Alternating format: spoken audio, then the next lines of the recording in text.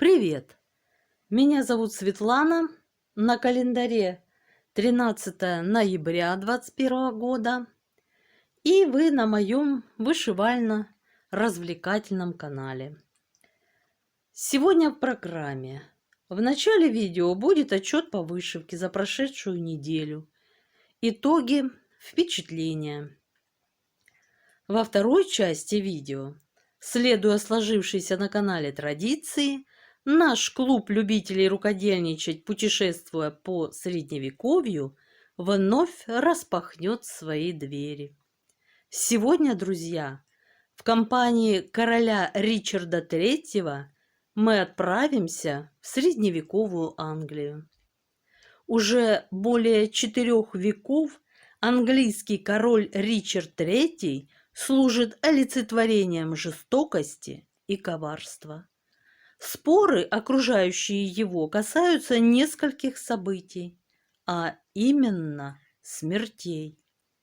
Многие из фактов, касающихся этих смертей, очень неоднозначны, и по этой причине множились разнообразные спекуляции по поводу роли в них Ричарда. Великий Шекспир изобразил его гением злодейства. Томас Мор тоже не пожалел для него черных красок. Современный историк так озаглавил его жизнеописание. Ричард III. Черная легенда Англии. Само это имя стало символом вероломства и убийства. Но можно ли безоговорочно принимать на веру все источники? Историки, писавшие о нем, не всегда были беспристрастны, а художественная литература, она и есть художественная литература. Но пока, друзья, вернемся к первой части нашего видео. Так, а на прошедшей неделе, друзья, я закончила очередную заготовку для новогодней игрушки. Вот такой винтажный сюжет, открыточка из прошлого. Мне очень понравилось. Дед Мороз выглядит натурально. Девочка-кудряшка белокурая уже получила 2 большие куклы в подарок. Дед Мороз держит пушистую елку. Вот такой бисер золотой. Камера не передает блеск и красоту. Ну, я все равно как смогу покажу вам. Ну, вот такой бисер. Борода у него красивая такая. Настоящая, не из ваты. В общем, мне очень понравился. Сумка через плечо, в которой подарки содержатся. Вот такой Дед Мороз. А у девочки и у куклы золотые цепочки, украшения. Не знаю, видно или нет. Должно быть, может, чуть-чуть. Ну, совсем металлик что-то не поблескивает на камере. Ну, а так очень красиво и замечательно. Мне очень понравилась эта игрушечка. Сюжет, вернее. Игрушечку еще предстоит собрать. Ну, пока я заготовочки вышиваю, а уже в декабре нужно будет собирать вплотную все игрушки. Так, хотела, вдруг кому-то понравится и кто-то захочет такой сюжетик вышить. Это из американских журналов такая серия рождественских сюжетов. Но я не нашла, друзья, как журнал этот называется. Ну, может быть, кто-то из вас найдет. Размер 90 на 80 игрушечка стежков. Вот так называется. Английский язык я не знаю. В школе изучала французский, поэтому не буду коверкать. Хаус, ну что-то там домашнее. Да, сюжет теплый, домашний такой. Вот такая схема там идет, цветная. Сложности в чем? Ну, понятно, бэкстич, я его не люблю, но без него никуда. И 1/4 крестика. Тоже мне не понравилось вышивать, но зато результат, конечно, вот как борода. У него хорошо, все так понятно и реалистично. Кончики бороды, волосики так закручено все. Усы какие, плавно все. Лицо. Все очень натуралистично, естественно выглядит. Просто вот как они вышли, сошли с открытки. Да, мне очень понравилось. Так что вот такой сюжет удалось мне вышить, закончить, вернее. Вот такой ключ дается. Масса, как вы можете видеть, 1/4 крестика, полукрестики идут, бэкстич в 2 нитки, в 1. В общем, да, почему ключ такой страшный, помятый? А потому что котик, компаньон, на нем возлежал. Стоило мне отойти ненадолго, возвращаюсь, нет ключа. Обыскала все вокруг, нету. Ну, не маразм же, думаю, ну, был ключ, ну, ну, куда? Ну, не взяла же его с собой, никуда, нет ключа. И тут котик зашевелился, а ключ под ним. Вот так. Котик мейн-кунчик большой, поэтому этот листочек с легкостью под ним исчез из поля зрения моего. Вот так было, друзья. Я уже разволновалась, думаю, ну нет, и все. Ну что делать? Вот так. Вот такая будет игрушечка. Вот такая история. Да, рада я, что мне удалось. Конечно, это потом вот так вырежется, затянется. Мне надо будет картон плотный найти, приобрести, задник, ну и другие украшательства. Все это предстоит в декабре. Почему в декабре? Да, потому что, друзья, хочется мне еще, ну вот такой любитель я новогодних вышитых игрушек, хочется пополнить коллекцию еще одними Санта-Клаусами, вот такими винтажными. Их у меня должно быть 6 штук из разных времен, разных народов. Вот такие интересные. Очень хочется, но уже мало времени остается для воплощения всех моих планов. Тоже из вот этих американских каких-то журналов. Ой, не знаю, как они называются и как их найти. Они такие большие, вот листочек 56. Такие журналы. Что за журналы? К сожалению. Может, кто-то знает, девчонки, мальчишки, напишите, чтобы вдруг кто-то будет, кому-то интересно спрашивать, ну, чтобы хотя бы знать, куда, как человеку подсказать, где найти. Ну, по игрушкам пока все. Теперь переходим к главному моему процессу, любимому, одному из любимых.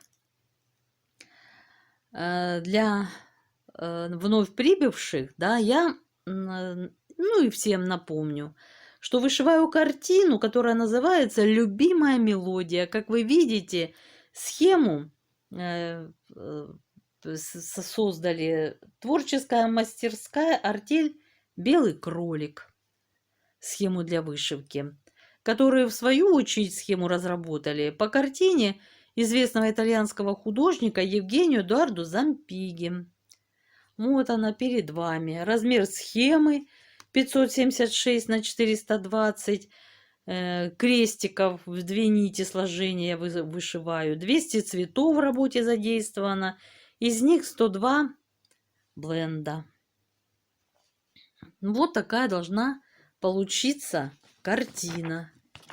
Именно вот такая. И пока она картинка сама перед нами, хочу рассказать вам, где и как я вышиваю, как я иду, направление, где мы с вами находимся и все такое, да, прочее. В общем, если мы с вами разобьем картину на 3 части по вертикали, то получается, что я вышиваю первую левую часть. Вот, вот такая она. И можно уже говорить, что находимся мы с вами ближе, ну, уже можно сказать, нижняя левая часть 1/3 картины. Да, друзья, я уже вышиваю вот этот солнечный, такой красивый, яркий кувшин, курочку-пеструшку на данный момент. Ну и предстоит еще у меня вот такие башмачки Джузеппе. Затем закончить мне надо будет бетончик для воды. Ну а можно сказать, что вышито уже 29%. 29, друзья, вот эта вся часть, верхняя левая 1/3 картины, уже вышита. Вот сейчас я ее вам и продемонстрирую. Вот они, ножульки нашего Джузеппе. Остались от Джузеппе ножки и ручка розочки. Перемотала работу, они ушли, смотались, как я говорю, временно. Ничего, они вернутся. Пока переключила внимание вот на пеструшку, перед вами она, и кувшин такого теплого солнечно-горчичного цвета. Ну, понятно, скатерть продолжаем еще немножко, еще чуть-чуть туда вниз, и скатерть уже будет наконец-то закончена. Да, вот такая красивая. Я не перестаю радоваться и удивляться, как вот девочкам удалось хорошо проработать скатерть, как натуралистично эти складочки выглядят на ней.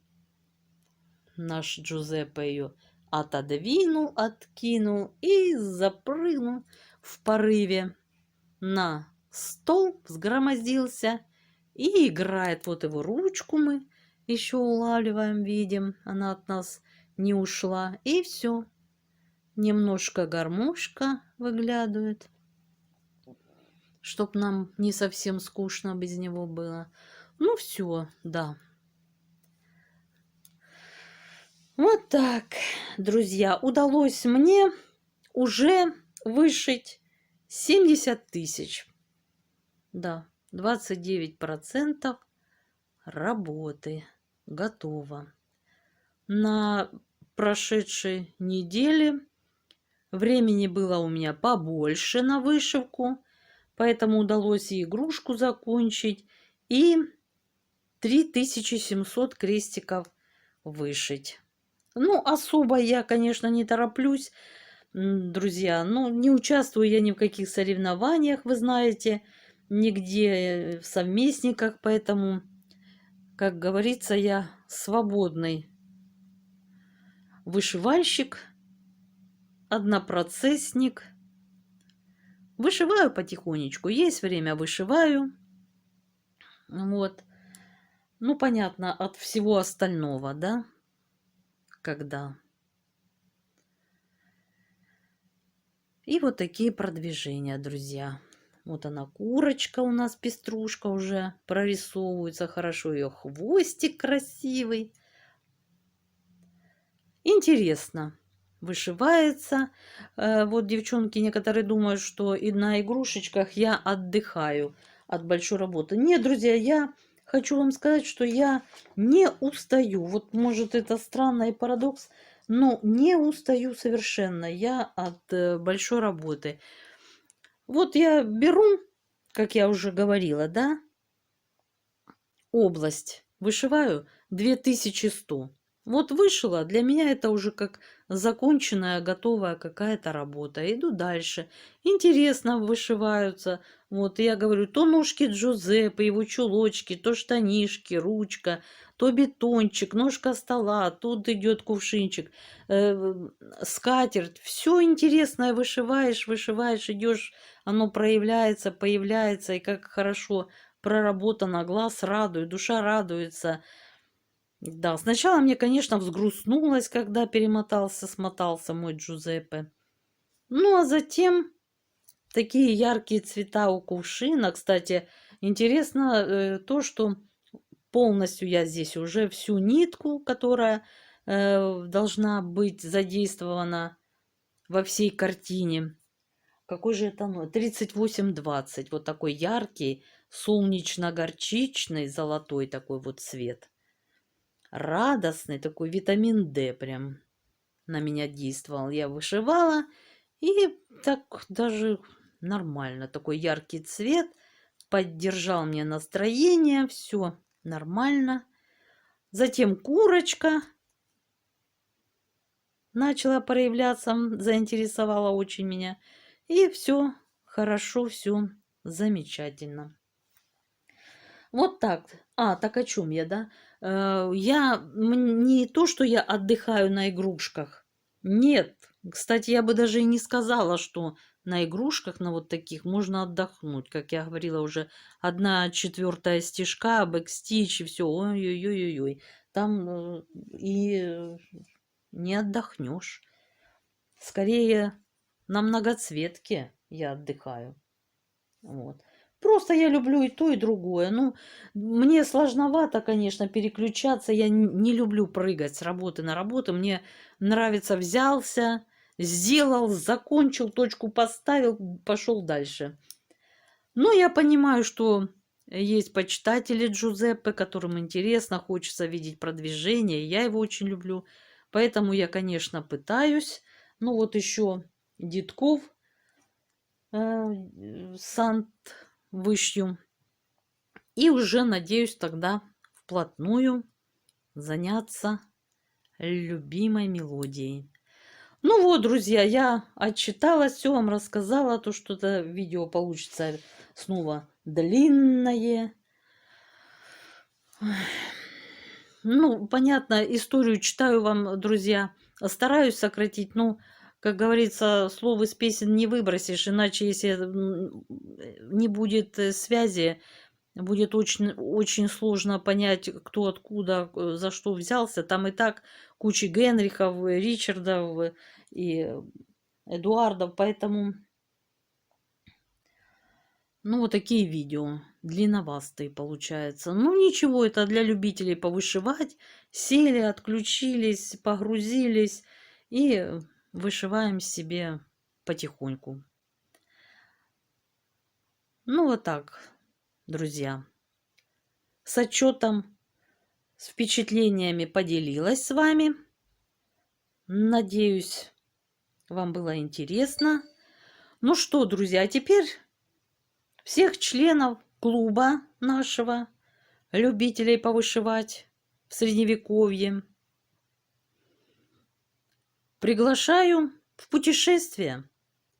Берем все необходимое, да, устраиваемся еще более удобно, настраиваемся на нужный лад. Друзья, буду вставлять тематические картинки. И Ричарда, каким его изображал Шекспир. Затем восстановили останки, вот как он на самом деле выглядел. Хочу вам показать, покажу. Посматривайте. Как его жена выглядела. Ну, если будет интересно, посматривайте на экран периодически. Ну все, друзья, отправляемся в Средневековье. Ричард III. Жертва интриг или воплощение коварства? Уже более 4 веков английский король Ричард III служит олицетворением жестокости и коварства. Споры, окружающие его, касаются нескольких событий, а именно смертей. Эдуарда Ланкастера, Генриха VI, Джорджа Кларенса и принцев в Тауэре. Остальное, менее спорное, но по-прежнему являющееся источником для споров, это смерть жены Ричарда, Анны Невилл, а также Энтони Вудвилла и лорда Хастингса. Многие из фактов, касающихся этих смертей, очень неоднозначны, и по этой причине множились разнообразные спекуляции по поводу роли в них Ричарда. Великий Шекспир изобразил его коварным монстром, изощренным интриганом и гением злодейства. Томас Мор тоже не пожалел для него черных красок. Современный историк Десмонд Стюарт так озаглавил его жизнеописание: Ричард III. Черная легенда Англии. Само это имя стало символом вероломства и убийства. Но современные историки считают, что реальный облик этого монарха был далеко не таким однозначным. Конечно, про столь противоречивую личность написано немало как исторических трудов, так и беллетристики. Но можно ли безоговорочно принимать на веру все источники? Историки, писавшие о нем, не всегда были беспристрастны, а художественная литература, она и есть художественная литература. Современный читатель с образом Ричарда III знаком, скорее всего, по одноименной пьесе Шекспира, в которой Ричард выведен одиозной фигурой. Эта драма входит в цикл исторических хроник Шекспира, но заметно отличается от этих многоплановых произведений с множеством действующих лиц. Это спектакль одного главного героя, вернее, антигероя. Злодеяние Ричард совершает не просто так, а с явным наслаждением. Это утонченный злодей, цитирующий классиков и произносящий в свое оправдание длинные речи. В первом же монологе, которым открывается пьеса, он прямо объявляет: «Решился стать я подлецом». Причина проста: Ричарда никто не любит. В его жизни нет места счастью, потому что он урод. Маленький кривобокий горбун с неприятной физиономией. Ричард тоскует о любви и семейном счастье, но уверен в том, что полюбить его нельзя. Власть – вот единственная отрада, и он добьется ее, даже если при этом душа его станет столь же отвратительной, как и внешность. Если между ним и троном стоят чужие жизни, он должен их отнять, расчистив путь кровавым топором. Ричард виртуозно лицемерит, гипнотизируя окружающих, которые не хотят узнать в нем своего палача. Незадачливый герцог Кларенс, по навету брата, заключенный в Тауэр, до последнего надеется на заступничество Ричарда, а тот велит утопить его в бочке с вином. Лорда Хастингса узурпатор обласкивает, назначает председателем Королевского совета и тут же велит казнить. Вынудив выйти за себя замуж леди Анну, жену погубленного им принца Эдуарда, Ричард вскоре убивает и ее, чтобы жениться на собственной племяннице Элизабет и упрочить права на трон. Ты, Адам, сделал радостную землю, проклятиями и стонами наполнил. Оставь наш мир и спрячься в ад, бесстыжий и гнусный демон. Там царить ты должен. Шекспир. Ричард III. Шекспир писал свою пьесу в последнее десятилетие XVI века, в царствование Елизаветы I. И неудивительно, что в своем повествовании он наиболее благосклонен к деду Елизаветы, первому королю из династии Тюдоров, Генриху VII. Шекспир показал Ричарда злобным узурпатором, который без колебаний нанимает убийцу, чтобы умертвить двух врагов смертельных. От них покоя нет мне сна, двух незаконорожденных в Тауэре.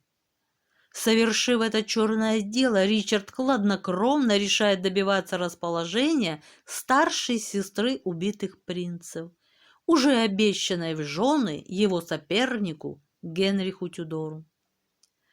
В счастливом финале пьесы после победы на Босфорском поле Генрих Тюдор провозглашает: «И сдох кровавый пес, и кончена вражда». Джону Мортону, архиепископу Кентерберийскому и канцлеру при Генрихе VII Тюдоре, мы и обязаны первыми записками о Ричарде, соответственно, нелицеприятно написанными. Они легли потом в основу истории Ричарда III, написанной Томасом Мором, канцлером уже Генриха VIII.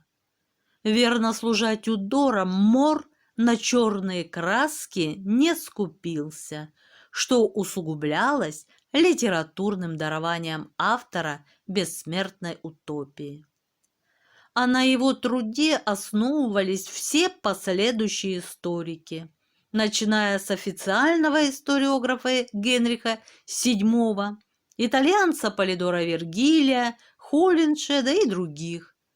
Именно Томас Мор в истории Ричарда III наградил последнего короля из дома Йорков и горбом, и сухой рукой, и непременной дьявольской хромотой. А потом, уже при Елизавете I, последней из династии Тюдоров, начатое довершил Уильям Шекспир. Как всякий большой художник, он тонко ощущал социальный заказ и с молоком, впитав тюдорианские представления об истории, придал сложившейся за столетия картине законченный облик.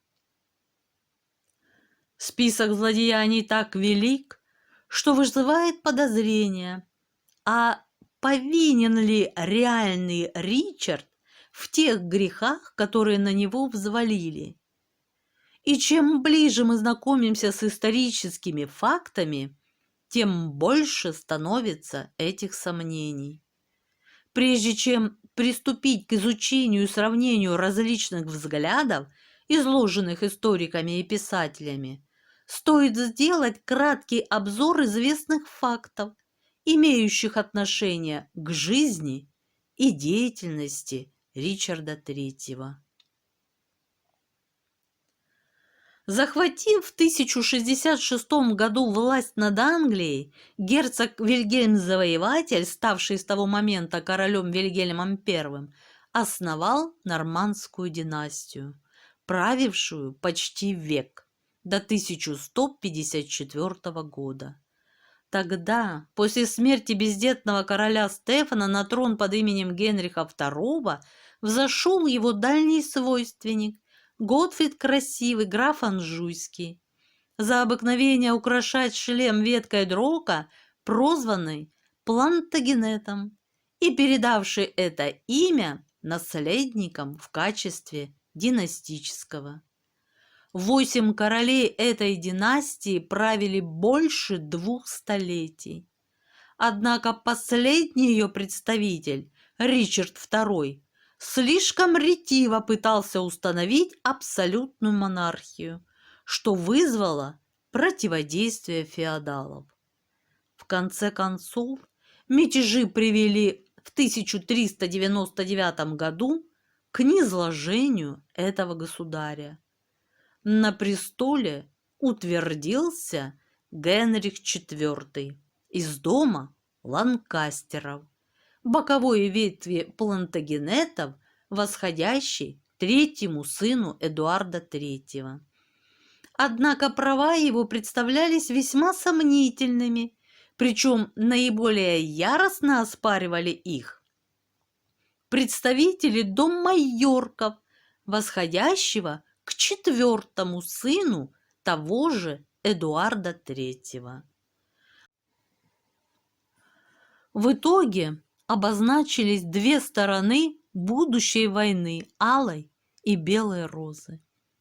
Почти 30 лет жители Британских островов страдали от бесконечной вражды между династиями Йорков, одной из эмблем которых была белая роза, и Ланкастеров, чьим символом была алая роза. Позднее эту проходившую с переменным успехом борьбу за английскую корону романтизировали и назвали войной алой и белой розы.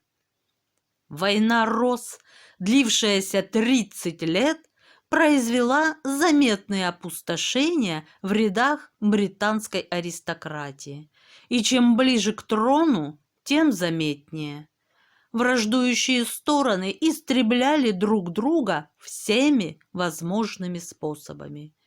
Ричард был сыном этого жестокого века и всецело придерживался его главного принципа: «Убей, или будешь убит». Таким же был и его брат Эдуард IV, которого Шекспир без особых оснований рисует слабым, но добрым монархом. На самом деле он сыграл решающую роль в отстранении от власти, а потом и убийстве короля Генриха VI, последнего из Ланкастеров. Пороховая бочка взорвалась в 1455 году в царствование Генриха VI. Фитиль подожгла супруга последнего, королева Маргарита, добившаяся удаления Ричарда, герцога Йоркского, из состава Королевского совета. Ричард и его сторонники, в число которых входил богатый и влиятельный Ричард Невилл граф Уорвик, делатель королей, подняли мятеж. Лет 5 ожесточенные бои перемежались с политическим маневрированием. Удача улыбалась то одной, то другой стороне. Ричард Йорк и его старший сын Эдмунд пали в бою под Уэйкфилдом, но его второй сын провозгласил себя королем Эдуардом IV. И 29 марта 1461 года на голову разбил армию Ланкастеров в кровопролитной битве при Тоутоне. Затем, после 10 лет спокойствия, впрочем, весьма относительного, ибо отдельные мятежи ланкастерцев практически не прекращались, Эдуард IV поссорился с самым могущественным сторонником Йорков, графом Ричардом Уорвиком, делателем королей, поскольку тот норовил стать фактическим диктатором. Пока Уорвик сватал монарху испанскую принцессу, Эдуард скоропалительно женился на вдове простого английского дворянина Грея, которая была старше его на 11 лет. Миссия Уорвика провалилась, и гордый феодал счел себя оскорбленным. Отношения между ним и королем портились все больше. А в 1470 году граф Уорвик переметнулся на сторону Ланкастеров, объединил силы с королевой Маргаритой и привел из Франции армию вторжения, на короткое время восстановив на троне Генриха VI. Король Эдуард бежал в Голландию вместе с Ричардом, герцогом Глостером. которому тогда было 17 лет. Ни тогда, ни потом источники ничего не сообщали об особой жестокости или физическом уродстве Ричарда, которое живописал Шекспир. В пьесе «Ричард» сам говорит о себе: «Уродлив, исковеркан и до срока я послан в мир людей». Но в хрониках, написанных при жизни Ричарда, в отличие от продюдоровских текстов, написанных после, о пресловутом горбе короля нет ни слова. Говорится лишь, что одно плечо у него выше другого. На немногих сохранившихся портретах у Ричарда тоже нет никакого горба. И вообще он кажется довольно приятным молодым человеком. Да, именно молодым, ведь ему довелось прожить всего 32 года. В ранних битвах войны Роз Ричард, вопреки Шекспиру, участия не принимал. Но уже в 17 лет он активно помогал брату Эдуарду организовать вторжение в Англию. Завербовав в Нидерландах наемных солдат, Йорки в апреле 1471 года пересекли Ла-Манш и разбили Уорвика в битве при Барнете, после чего 4 дня толпа лицезрела обнаженный труп делателя королей, распростертый на паперти Лондонского собора святого Павла.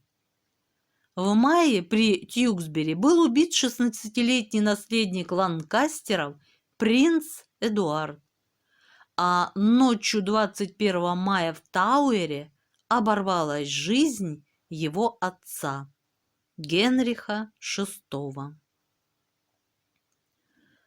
Едва ли Ричард Глостер был причастен к этим смертям больше своего брата Эдуарда.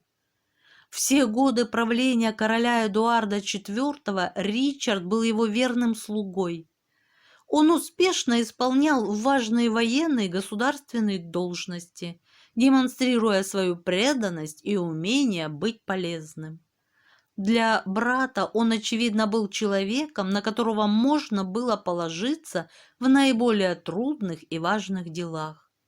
Ричард получил в управление северные области Англии, страдавшие от нападений сторонников Ланкастеров и шотландцев. Во главе армии, посланной на север, он одержал важную победу, которая почти на полвека обеспечила спокойствие на шотландской границе.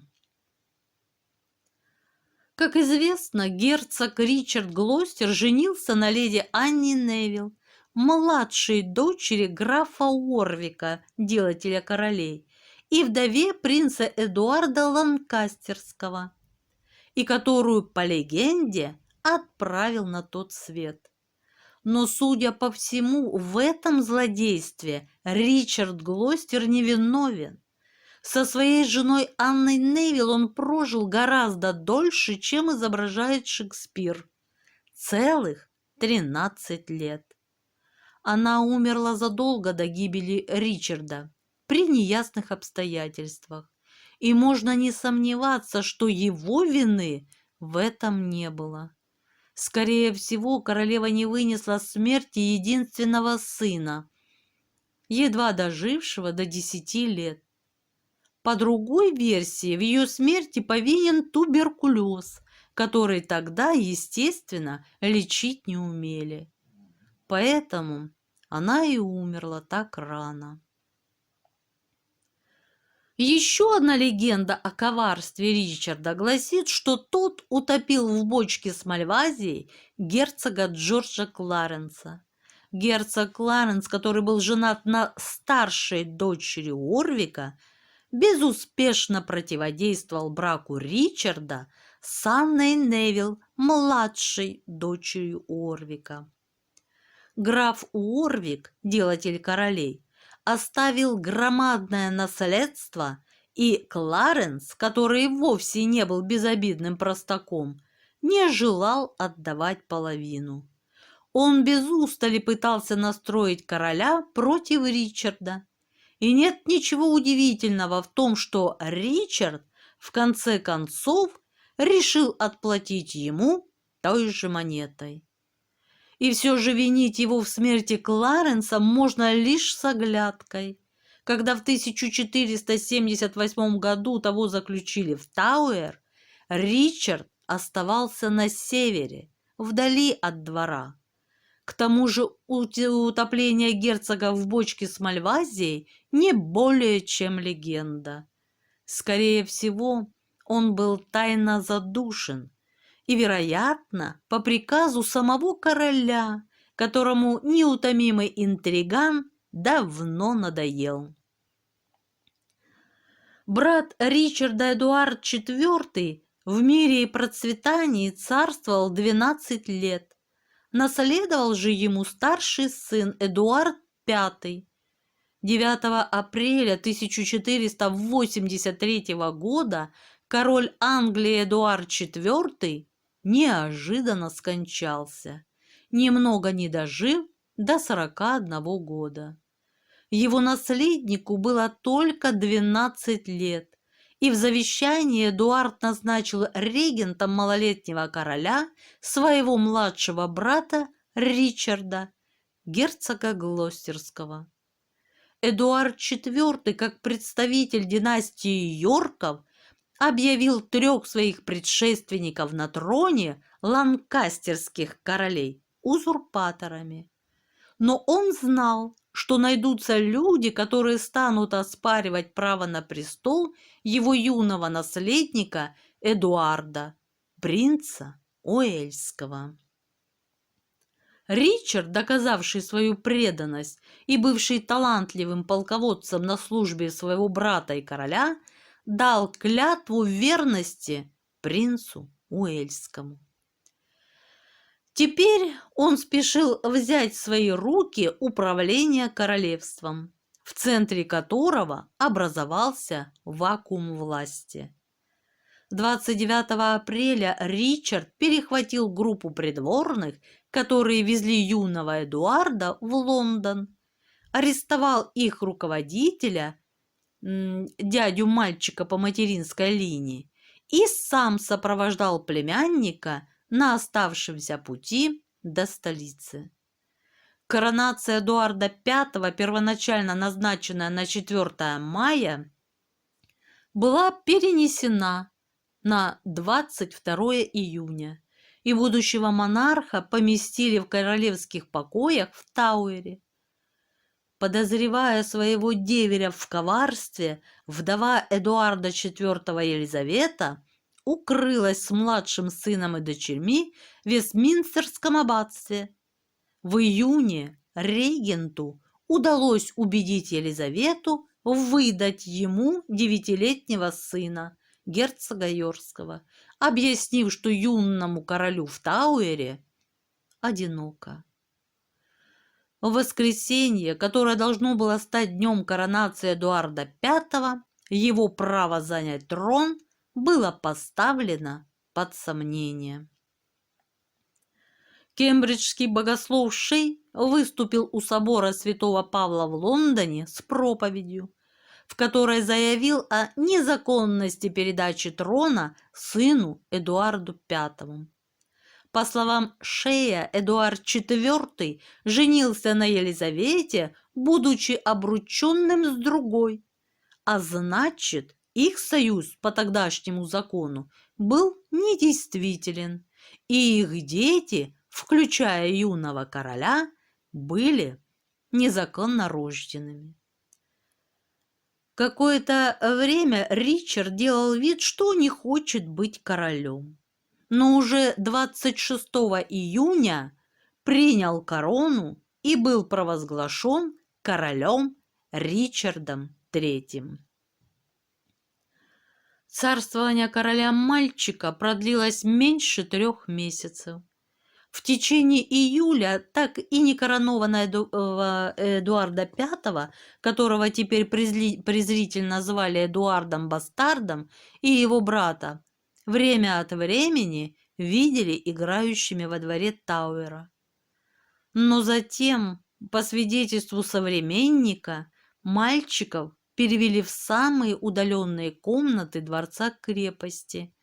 Они все реже показывались в забранных решетками окнах, пока, наконец, не перестали появляться совсем. И Эдуард V и его младший брат так никогда и не вышли за стены Тауэра, и тайна их исчезновения по сей день остается нераскрытой. Вопрос о злодейском убийстве принцев некоторые исследователи называют самым известным детективом в истории Англии. Приведем один интересный факт. Почти через 2 столетия после окончания войны Роз в 1674 году при ремонте одного из помещений Белого Тауэра, здания внутри крепости, под лестницей были найдены 2 скелета, которые были приняты за останки Эдуарда V и его брата. Однако методы исследования в конце XVII века были, по нашим понятиям, довольно примитивны. Останки были положены в мраморную урну и захоронены в Вестминстерском аббатстве, издавна служившем усыпальницей английских королей.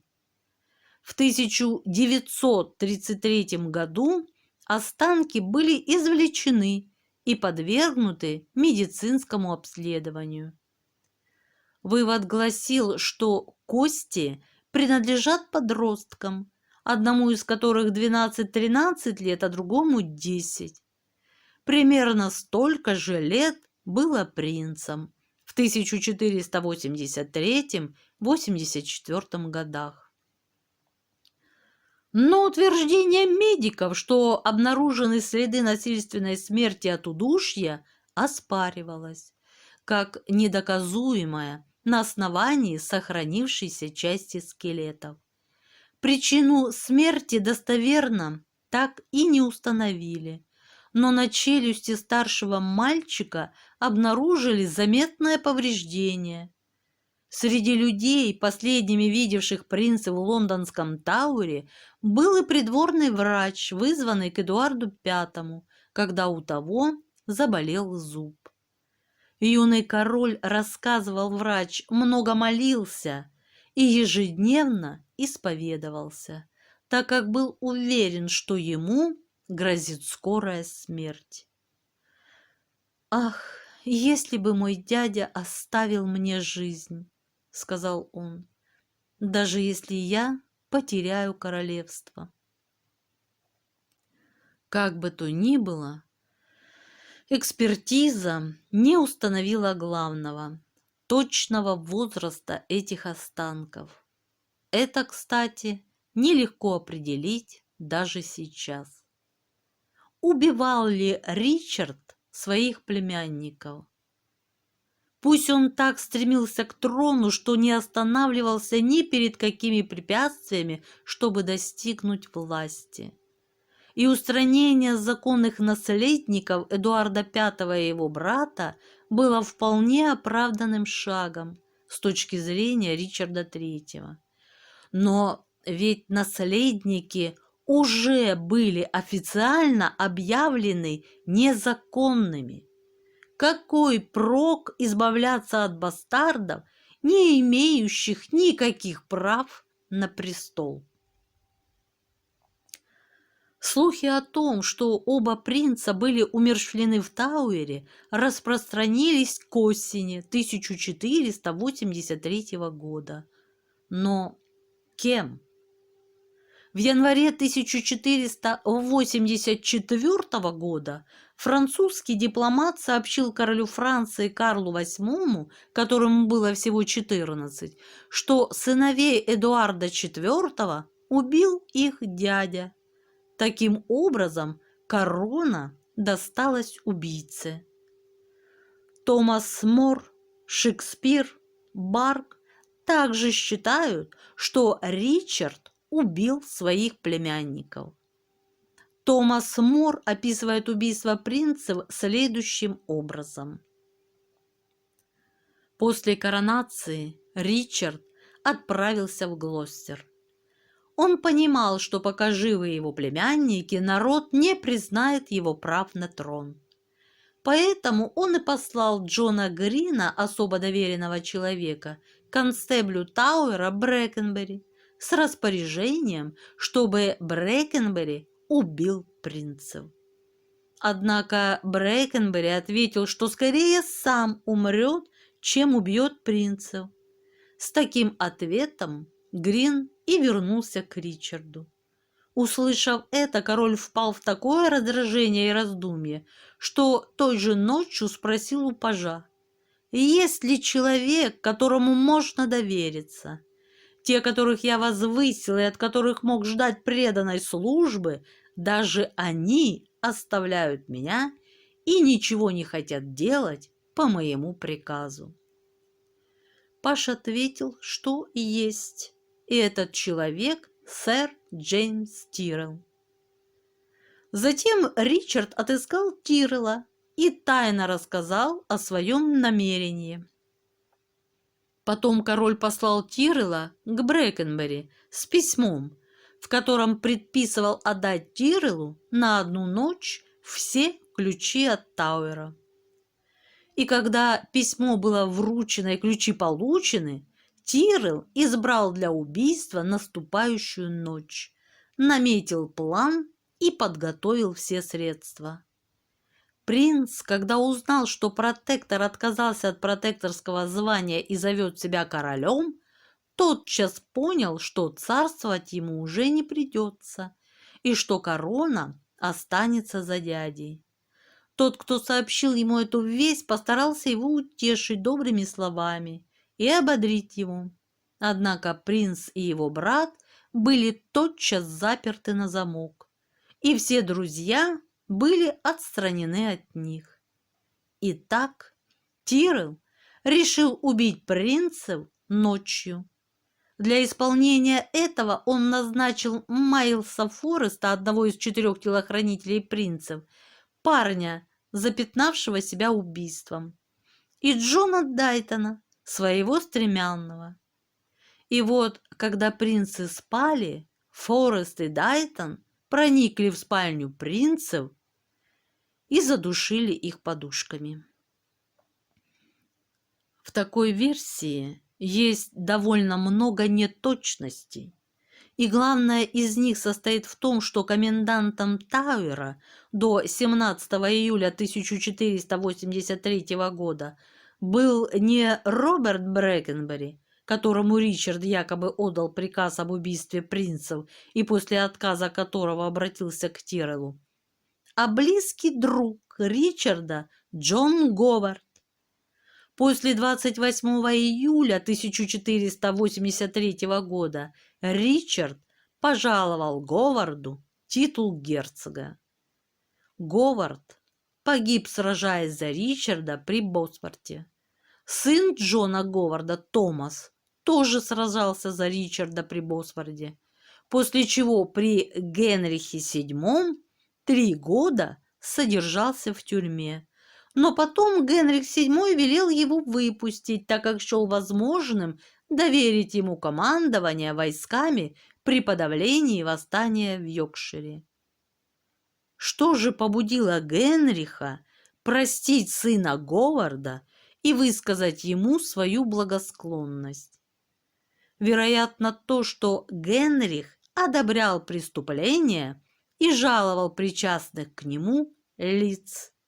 Все это могло побудить короля не назначать никакого расследования и поспешить закрыть дело. Однако, почему в работе Томаса Мора исчезло упоминание о Джоне Говарде, как о коменданте Тауэра, а внимание сосредоточено на Брэкенбери? Надо учитывать, что Мор был знаком и с Томасом Говардом-старшим, и с Томасом Говардом-младшим, и они оба были крайне заинтересованы в том, чтобы скрыть роль их отца и деда в убийстве принцев. Тем временем Елизавета, вдова Эдуарда IV, заключила союз с врагами Ричарда, предложив свою старшую дочь в жены претенденту на трон из династии Ланкастеров Генриху Тюдору. Но как объяснить дальнейшее поведение королевы Елизаветы, если в сентябре 1483 года она собиралась отдать дочь в жены Генриху Тюдору? К этому времени она должна была знать о гибели своих сыновей, иначе вряд ли согласилась бы на этот брак, смысл которого заключался в том, чтобы укрепить права Генриха на трон. Ведь этот брак еще больше уменьшил бы шансы Эдуарда V на занятие престола. Однако через полгода, в марте 1484-го, заручившись обещанием Ричарда достойно содержать ее с дочерьми, королева покидает надежное убежище и отдает себя в руки короля. Своей капитуляцией Елизавета наносила серьезный удар по планам Генриха и теряла надежду видеть своих потомков на троне английских королей. Чем мог Ричард так повлиять на Елизавету? Возможно, он предлагал жениться на ее старшей дочери, но это не подтверждено. Или, может быть, Елизавета не выдержала череды несчастья и к тому же хотела опять оказывать влияние на политику. Могло быть, конечно, еще одно объяснение. Ричард представил ей неопровержимые свидетельства, что не он убийца, если оба принца были к тому времени мертвы. В это время, точнее до октября 1483 года, кроме короля, убийцей мог быть только герцог Бекингем. Существуют ли доказательства того, что принцев убил Бекингем? Прежде всего, был ли этот королевский фаворит заинтересован в убийстве? Безусловно, был. С одной стороны, Бекингем мог считать, что убийство укрепит к нему доверие Ричарда. С другой, решив изменить Ричарду и перейти на сторону Генриха Тюдора, Бекингем наверняка понимал, что убийство принцев было бы очень приятно ланкастерской партии. Во-первых, устранялись бы возможные претенденты на трон, и, во-вторых, эта новость могла бы подорвать доверие народа к Ричарду и расстроить ряды Йоркской партии. Даже в хрониках того времени выражается мнение, что Ричард убил принцев по наущению Бекингема. Можно установить возможное время, когда было совершено убийство. В середине июля 1483 года, когда Бекингем задержался на несколько дней в Лондоне после отъезда Ричарда, а оттуда отправился в Уэльс для руководства мятежом. Убийство принцев в этот период было бы особенно важным для него, так как в этом случае против Ричарда выступили бы сторонники королевы, так как мятеж Бекингема поддержали бы некоторые представители Йоркской партии. А как великий констебль Англии Бекингем имел свободный доступ в Тауэр. В тексте Томаса Мора есть одно очень неясное место. Он утверждает, что Ричард отдал приказ об убийстве через несколько дней после расставания с Бекингемом.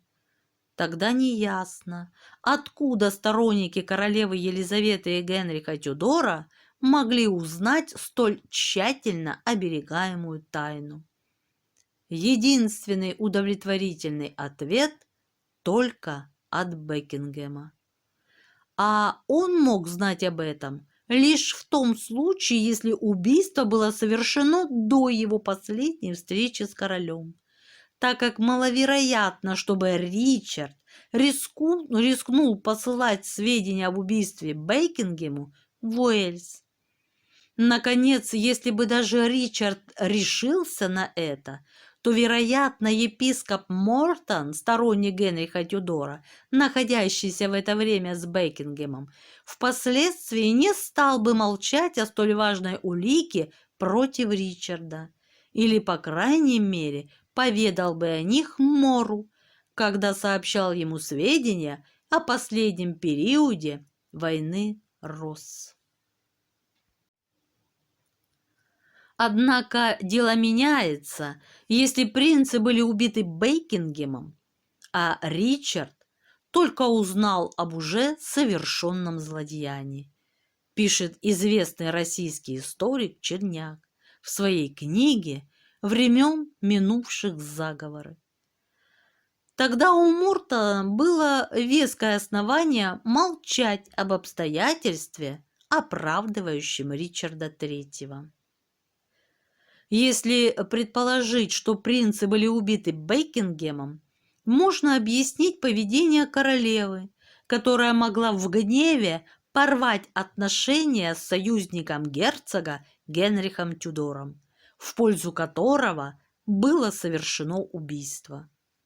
В случае, если убийцей был Бекингем, становится более понятным и поведение коменданта Тауэра Роберта Брэкенбери, которое остается загадочным при других обстоятельствах. Нельзя не сказать, что после подавления мятежа захваченный в плен герцог отчаянно молил устроить ему встречу с королем. Возможно, это было вызвано надеждой своими просьбами и обещаниями вымолить у короля жизнь. Однако весьма вероятно, что в числе своих заслуг, на которые ссылался бы герцог, прося о помиловании, он мог бы сказать, что погубил свою душу, совершив убийство принцев в пользу Ричарда.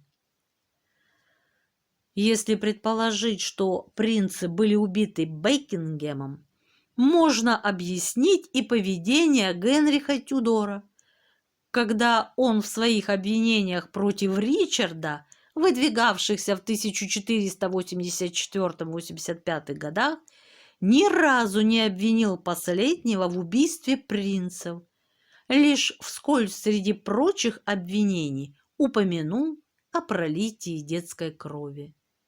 Не потому ли, что Генрих, уже Генрих VII Тюдор, слишком хорошо знал настоящего убийцу Бекингема?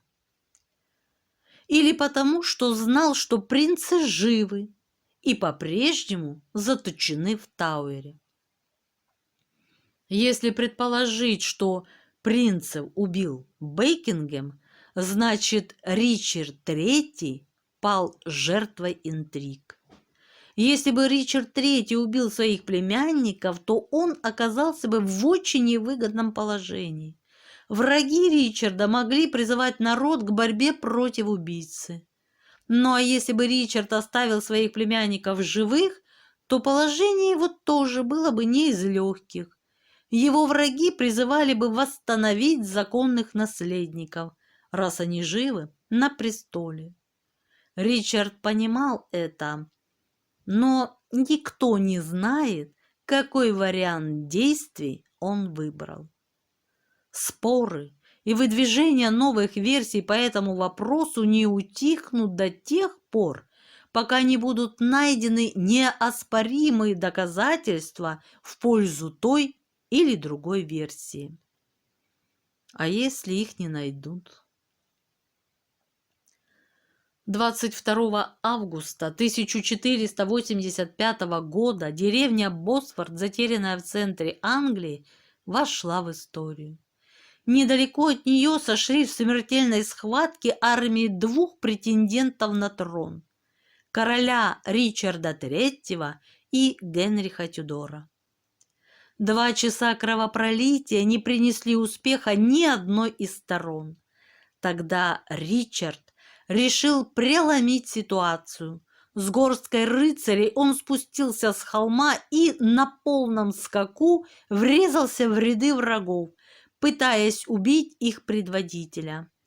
Казалось, победа близка, но в критический момент сражения один из сторонников короля предал его. Тут же на Ричарда набросились валлийские лучники Тюдоров и буквально растерзали его. Короны на нем не было, она оказалась в седельной сумке, и граф Стэнли тут же надел ее на подоспевшего Генриха VII. Король умер. Да здравствует король! Война алой и белой розы закончилась. В Англии воцарилась династия Тюдоров. И детектив о мертвых принцах получил продолжение. Существует и другая версия, согласно которой история убийства принцев была записана Джоном Мортоном, архиепископом кентерберийским, непримиримым противником Йорков. В соответствии с этой версией принцы были убиты человеком по имени Джеймс Тиррелл по приказу Генриха VII Тюдора. Если Ричарду III не давала покоя молва, обвинявшая его в убийстве принцев, то Генриха VII мучили слухи о том, что они живы, а значит, могут претендовать на трон. В конце концов, ему удалось утвердить в сознании большинства версию, по которой мальчиков по приказу Ричарда задушили и похоронили под плитами у подножия одной из лестниц Тауэра. Сэра Джеймса Тиррелла предали суду и в мае 1502 года казнили за точно неустановленную измену. Лишь позднее было объявлено, что Тиррелл, перед тем, как ему отсекли голову, таки признался, что в 1483 году по приказу Ричарда примчался в Лондон, взял ключи от Тауэра у Роберта Брэкенбери, убил принцев и вернулся к Ричарду доложить об исполнении. Кстати, в реальности это был отнюдь не опереточный злодей на побегушках у злого горбуна, как его часто стараются представить, а довольно влиятельный человек, бывший в фаворе и при Эдуарде, и при Ричарде, и при Генрихе VII.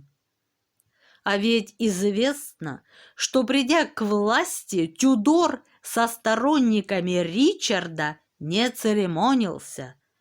Только с Тирреллом произошла довольно странная история. В июне 1486 года он получил от Генриха полное прощение. Это означало, что человеку больше не могли вменить в вину ничего из совершенного им прежде. Сам по себе этот факт ни о чем не говорит, но ровно через месяц, 16 июля 1486 года, этому же Тирреллу было даровано еще одно полное прощение. Зачем? Получил он и хлебную должность, правда, вне Англии, и неплохое содержание. И это при всем известной скупости Генриха. Прошло 16 лет, и в 1502 году Тюдор якобы узнал, что Тиррелл хочет помочь одному из заключенных в Тауэре Йорков бежать в Германию. Реакция короля впечатляет. На осаду замка Гин, в котором находился Тиррелл, был брошен целый гарнизон, и в придачу лорд-хранитель печати с охранной грамотой Тирелу, если тот вернется в Англию. Тирел поверил и в результате оказался в Тауэре, где и был обезглавлен 6 мая 1502 года фактически без суда за неизвестную измену. По логике вещей убийцу принцев нужно было казнить публично после соответствующих слушаний, причем 17 годами раньше. Или вообще не казнить, с учетом дарованного в 1486 году полного прощения. Однако существует версия, которая объясняет все несоответствия. Тирел действительно убил сыновей Эдуарда IV по приказу короля, но королем этим был Генрих Тюдор. Первое прощение списывало службу Тирела Йорком, а второе, наряду с должностью констебля в Гене и доходами суэльских поместий, было платой за работу и молчание. По горячим следам кричать об убийстве мальчиков Ричардом было глупо. Да, Брэкенбери был убит при Босфорде, но оставались другие свидетели, которые должны были бы вспомнить или не вспомнить и передачу ключей, и то, что после этого визита мальчиков никто больше не видел. А вот 16 лет спустя пришло время пожертвовать Тирелом и лишний раз очернить память Йорков. Если бы недолгое соперничество Ланкастеров и Йорков, изрядно почистившее ряды претендентов на трон, права на корону Генриха Тюдора никто бы всерьез рассматривать не стал. Его отец происходил из Уэльса, жителей которого в Англии презирали и считали дикарями. Йорк занимал трон с неизмеримо большим основанием, поэтому победитель при Босфорде выглядел форменным узурпатором. Нагнетание страстей вокруг персоны Ричарда III было ответом на слабость династических претензий Тюдоров. Первым делом Генрих объявил недействительным парламентский акт, некогда обосновывавший династические права Йорков, и приказал уничтожить все существующие копии этого документа, как будто боялся воскрешения кого-то из Йорков.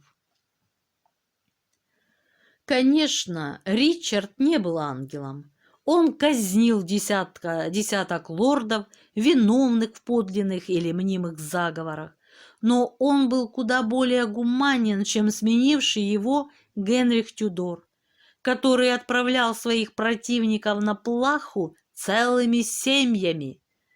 Во время Ричарда ничего подобного не было, что, собственно говоря, и стоило ему жизни. В октябре 1483 года Ричард подавил мятеж своего бывшего сторонника Генри Стаффорда, герцога Бекингема. Целью этого выступления было возведение на английский престол Генриха Тюдора. Вероломный Бекингем закончил жизнь на плахе, но другим активным участникам заговора дали бежать во Францию. Замешанная в деле семья Стэнли также избежала репрессий. Лорду Стэнли, занимавшему важный военный пост в армии Ричарда, никто не мешал обмениваться письмами со своим пасынком Тюдором. Получив обещание чинов и почестей, Стэнли в роковой день битвы при Босфорде предал своего господина. Энергичный администратор Ричард III расширил торговлю, реорганизовал войско, произвел улучшения в судопроизводстве, был покровителем искусств, особенно музыки и архитектуры. Во время своего царствования он провел ряд популярных в народе реформ. В частности, упорядочил судопроизводство, запретил насильственные поборы, так называемые добровольные пожертвования. Вел политику протекционизма, поддержка внутренних производителей, англичан, укрепляя тем самым экономику страны. Правление Ричарда III было одним из самых коротких в истории Англии. Тем не менее, почти каждое новое поколение ученых давало свою оценку этому монарху. В наше время появились общества Ричарда III, защищающие доброе имя короля. «Правда, дочь времени», гласит старая английская пословица. Однако всей правды о восшествии на престол и правлении Ричарда III мы не знаем. Узнаем ли? Уж слишком мало осталось беспристрастных свидетельств тех далеких времен. Все, что мы знаем о Ричарде III, очень противоречиво. Возможно, он оказался безвинно оклеветанной жертвой, а возможно и кровожадным злодеем, которого сейчас, не располагая точными сведениями, пытаются оправдать. Кто знает? Ну вот, друзья,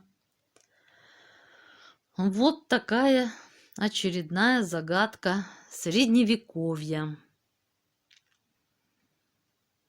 Ну а на сегодня все. Пишите комментарии, мне интересно ваше мнение. Ставьте лайки, дизлайки. Я желаю всем мира, здоровья и всяческого благополучия. Встретимся в следующем видео. Ну а пока.